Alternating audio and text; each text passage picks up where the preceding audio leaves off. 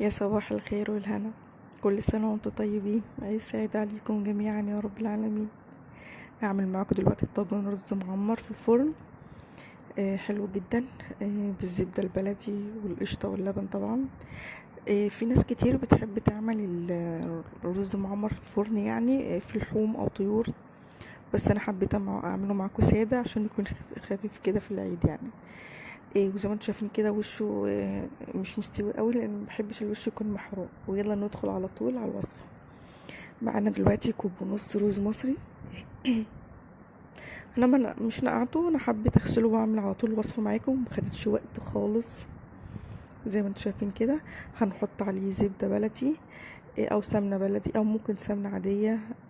بس الزبده طبعا والسمنه البلدي بيعملوا طعم حلو قوي كمان، ومع القشطه. لو مفيش قشطه مفيش مشكله. القشطه دي انا كنت عاملاها معاكم في فيديو قبل كده، احطها لكم في صندوق الوصف. تكتي بقى في عمل الرز المعمر ان انا بحط معلقتين زيت زي ما انتم شايفين كده. ده زيت ذره عشان بس الطعم يبقى عادي، غير الزيوت العاديه بتعمل طعم طاغي كده بقى مش لذيذ. اقلب الرز في معلقتين الزيت، بيدي طعم حلو جدا، بيخلي الرز مفلفل، مش بيلزق في بعضه. يعني اللبن ممكن يخلي الرز معجن او حاجه. زي ما انتم شايفين كده حطيت اللبن، يعني انا تقريبا حطيت على كوب ونص رز، حطيت عليهم 3 كوبايات لبن. بس انا يعني تقريبا انا بحط يعني ايه بالنظر كده، بس هو تقريبا كده. وحطيت كمان الملح واقلب كويس زي ما انتم شايفين. زي ما قلنا في ناس بيعملوا الحركه دي كده، يقوم جايين حاطين في نص الرز كده حمام، فراخ، مثلا لحمه واخده نص سوا، وتكمل السوا في الرز المعمر في الفرن. دلوقتي زي ما انتم شايفين كده هحط الزبده البلدي، هحط تقريبا معلقتين كبار. هي الكميه دي تاخد معلقتين، لو اكبر تمام يعني ممكن نزود. واحط القشطه كمان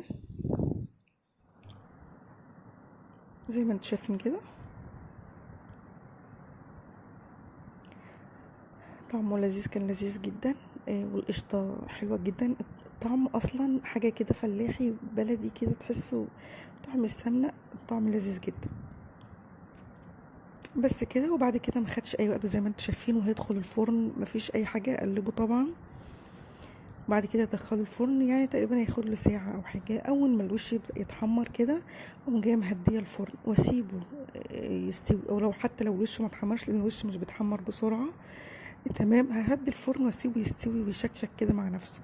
والرز المعمر بيبقى حلو جدا جدا في الطواجن غير الصواني.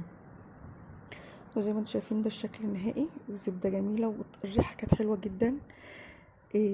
هدخله دلوقتي الفرن زي ما قلنا تقريبا ساعة، يستوي مع براحته كده ويطلع على طول.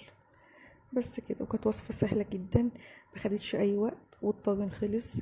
ووصفة سريعة جدا وجميلة.